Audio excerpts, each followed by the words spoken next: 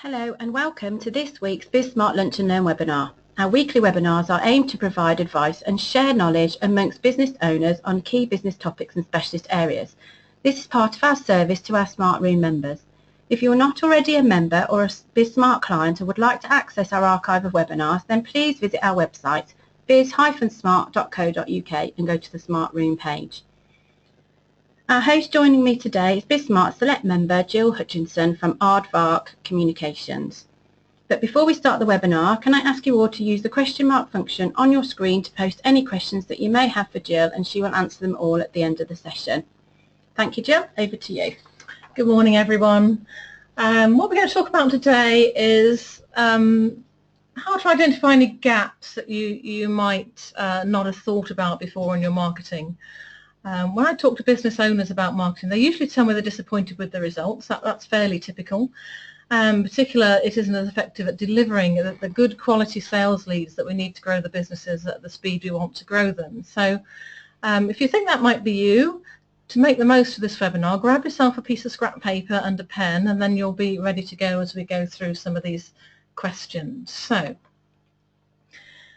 typically, business owners are frustrated, as I say, with marketing, and if they employ a marketing agency or suppliers, it's quite often the case they feel frustrated. They might be sold a silver bullet, social media or marketing automation, it doesn't work. They might feel it's not adding value. They're quite often frustrated about not knowing really what works and what doesn't. So they know they're wasting money somewhere, they're just not quite sure where that is.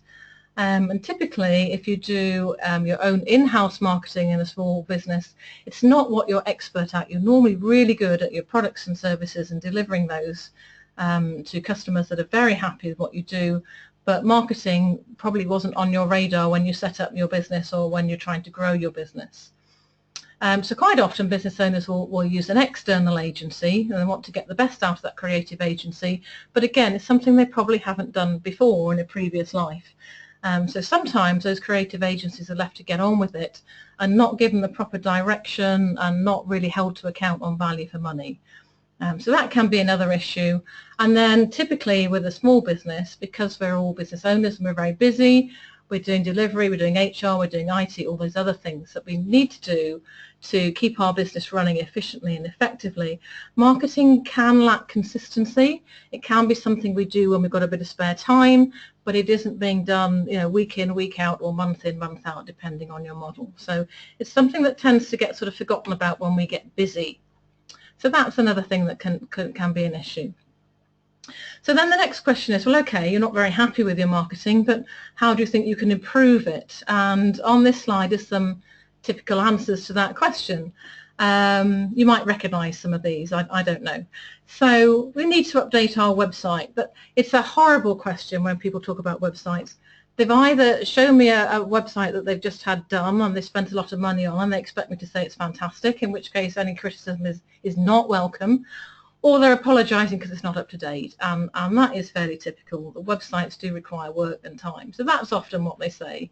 Could be social media. A lot of people don't feel particularly confident with social media, or if they are confident with it, they really are struggling to measure it. And as marketeers, as an industry, we are struggling to measure and prove ROI on social media. It's not the easiest thing to do. So frequently they might say, well, okay, I've got a great product, I've got a great service, but I need to get in front of more of the right people. I've got to get my name out there. More of the right people need to find out what I do. So those are typical, and if that's you, don't feel worried or concerned about that. That is very standard. It's not something that you're doing that nobody else is doing.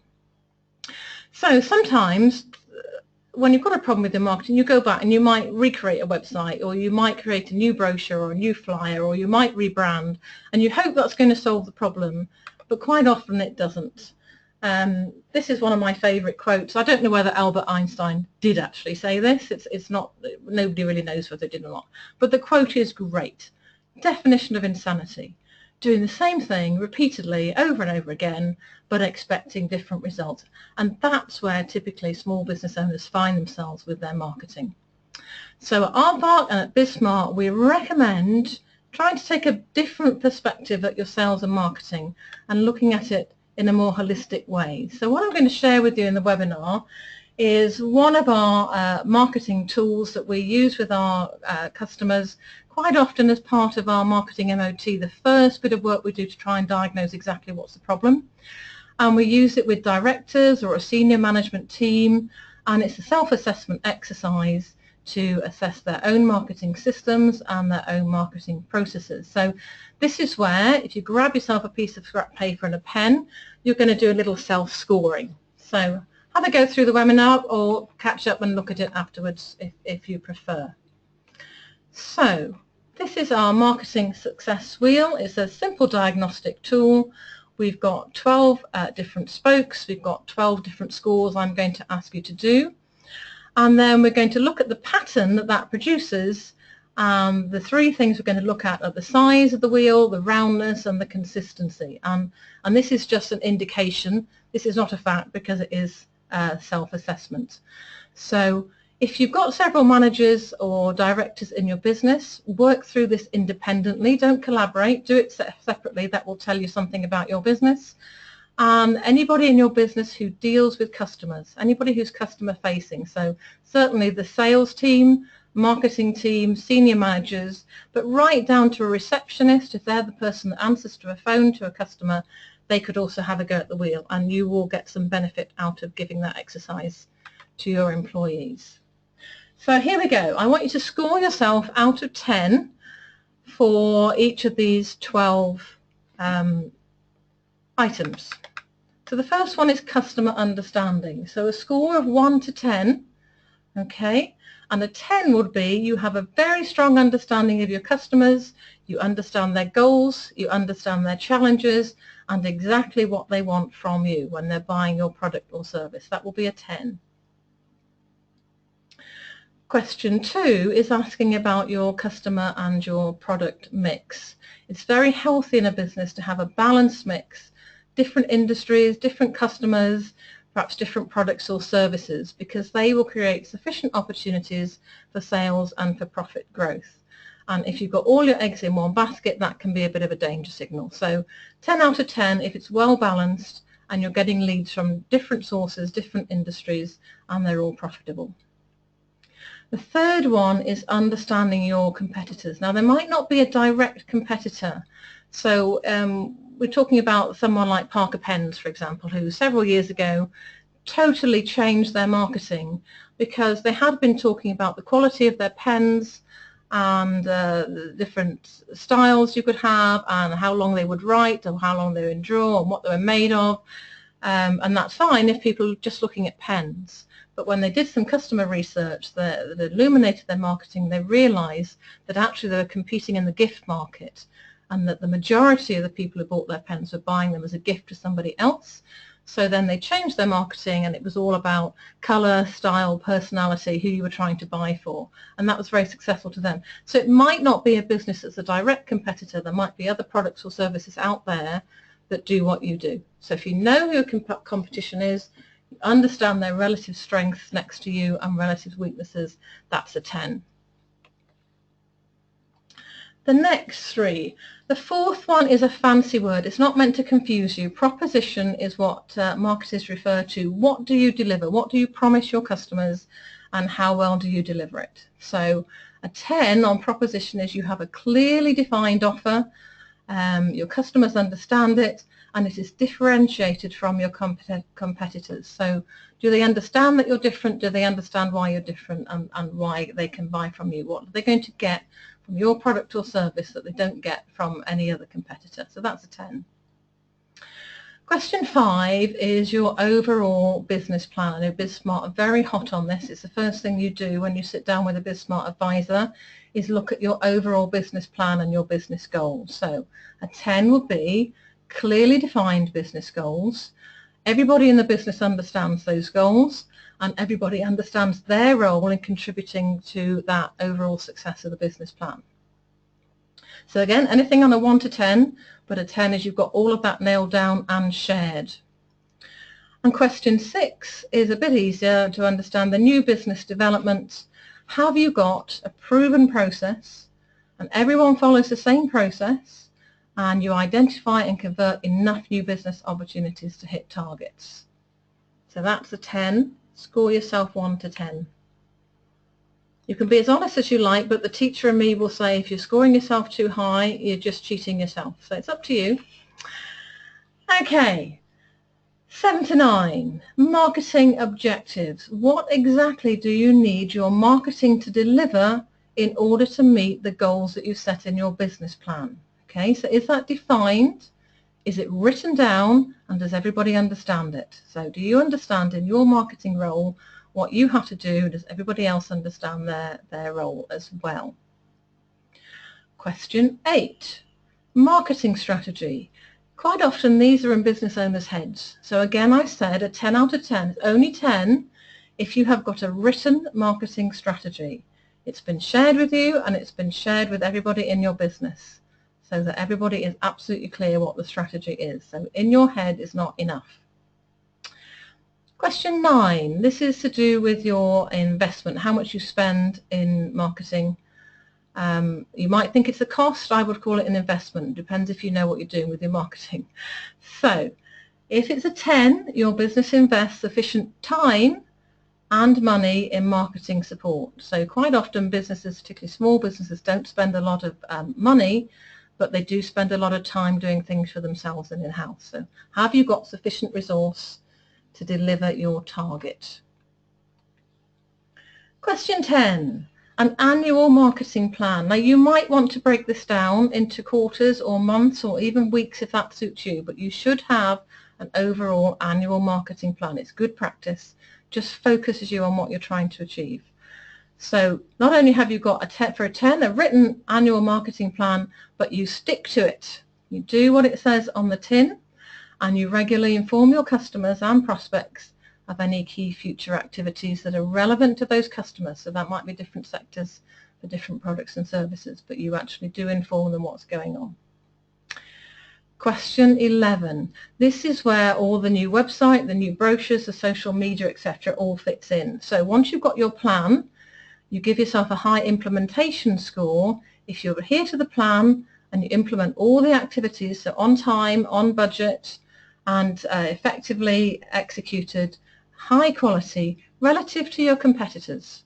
So if you're not brilliant at this, but your competitors aren't as good either, it actually is just more important that you're better at it than they are. So that's the 10. Do you do what it says on the plan? Do you do it on time and on budget? Is it working? Is it effective? And the last one is marketing KPIs, or key performance indicators. So what are you measuring? Are you tracking your marketing activity on a regular basis? So if you're looking at monthly budgeting, do you do monthly KPIs for your sales and marketing as well? And do you report that? So if you're the boss, you know what the figures are, but if there are more than one of you, sharing that with your team so you can track whether it's working well and you're confident that those key performance indicators, if they're high, are supporting you in your role and your marketing is effective. So you should now have, if you work through with your pen and paper, 12 different scores.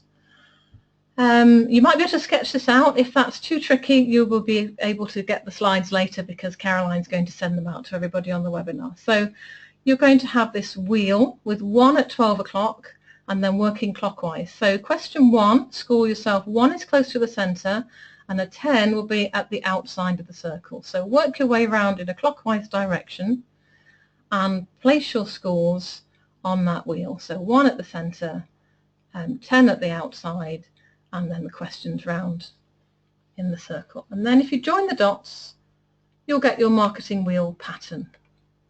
So this is like the Blue Peter moment where I show you one that we've done before.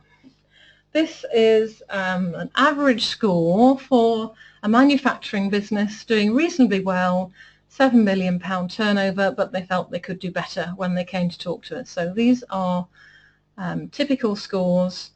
And you'll notice the right-hand side, the bits we start with on the customers, the customer understanding, the competitors, tends to be stronger than the left-hand side, which is the planning, the implementation, effectiveness, and the KPI. So that's very typical. And if your wheel looks a bit like that, don't worry, that is what normally happens. So then it gets a bit more interesting because if there are more senior managers in the business or a series of directors or trustees if it's a charity, you're going to score slightly differently. So again, the red is the average, but you can see each different colour there represents a different person's score from the senior management team.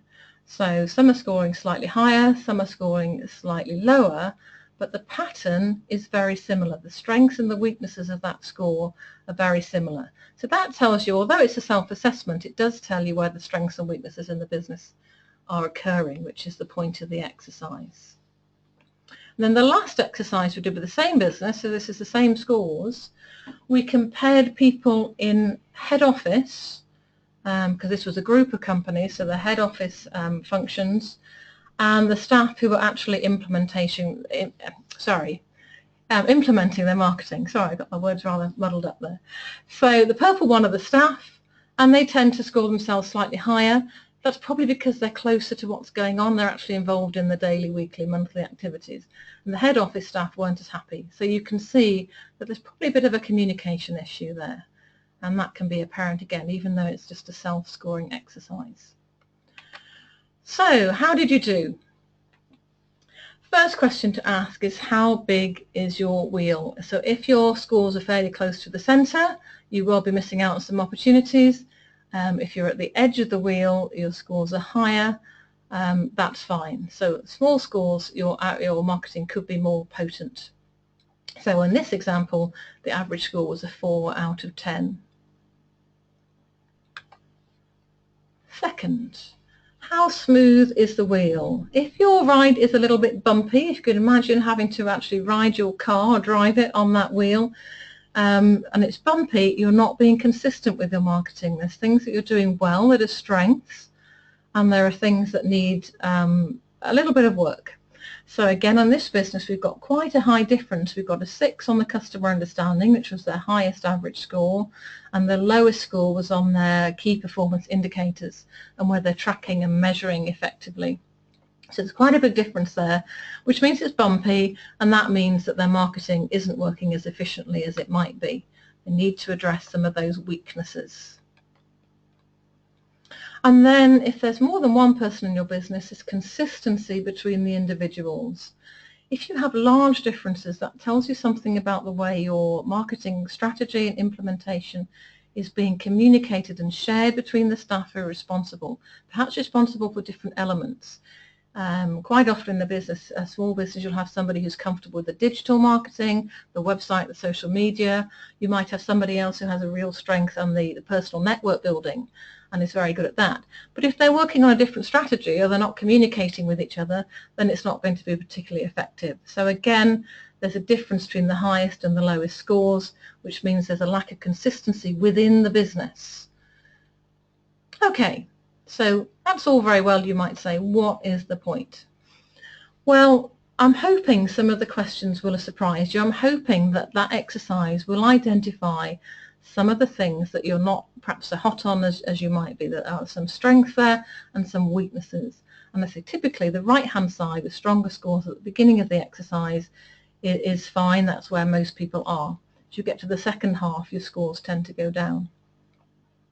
So if that's you, it probably means your business is looking at the tactical marketing things.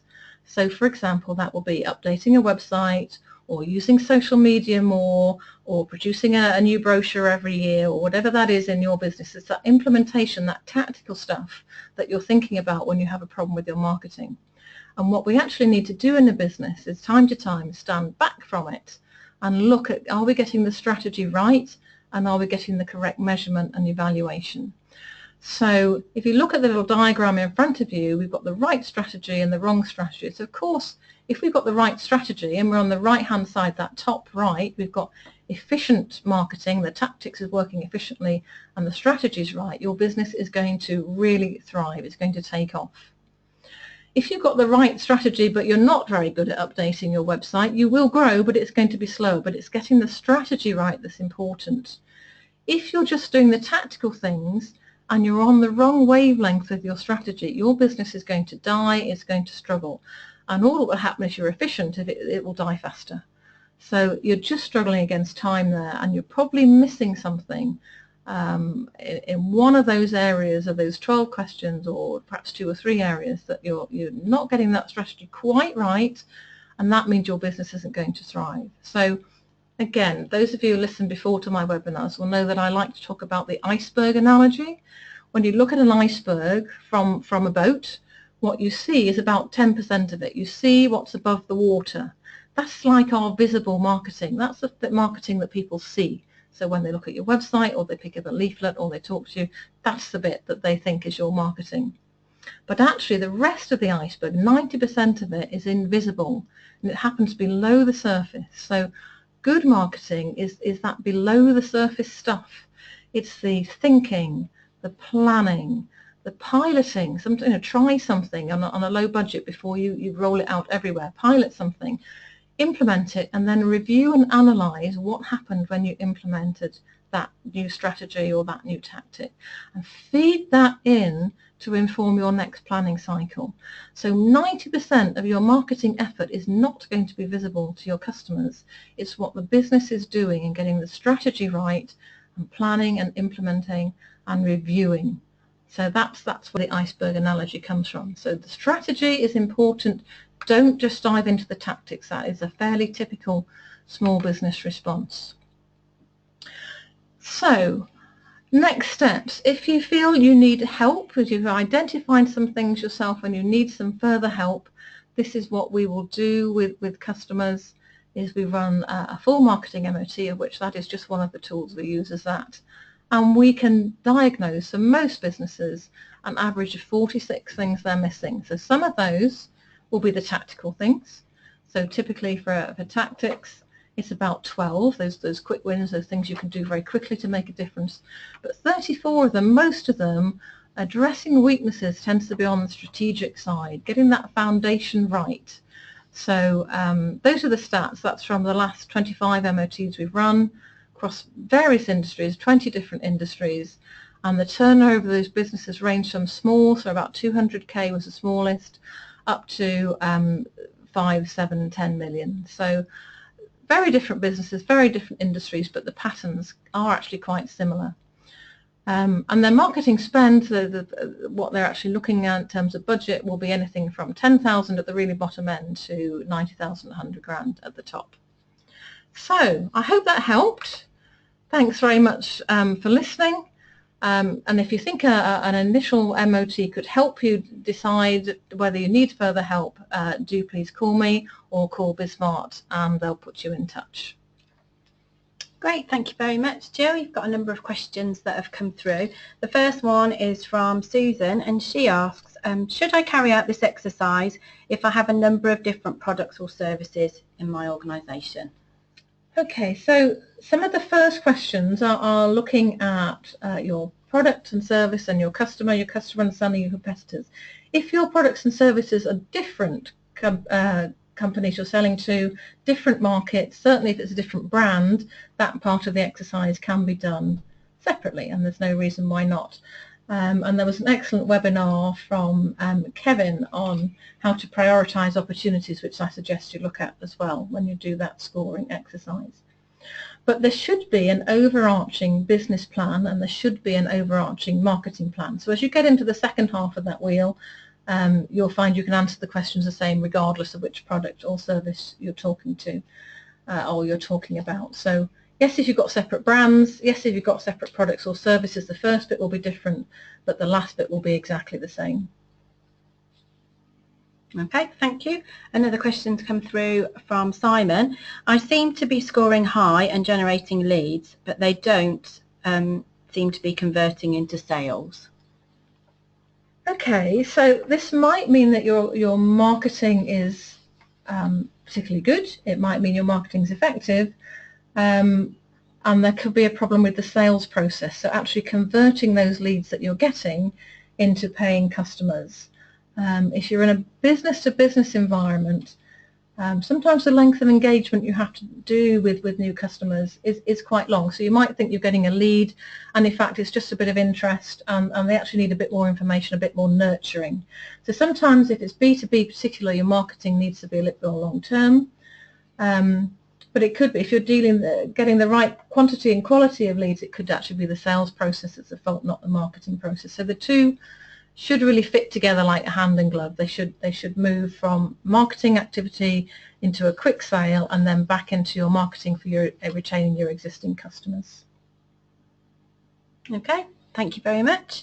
Thank you again, Gill, for hosting today's webinar. I will be sending out a copy of the presentation and Gill's contact details out to you all very shortly. But before we close, just a quick reminder that this webinar is part of our service to our Smart Room members. If you are not already a member or a BizSmart client and would like access to our archive of webinars, then please do visit our website, biz-smart.co.uk, and go to the Smart Room page. We hope you enjoy the rest of your day. Thank you for listening and hope you can join us next time. Goodbye.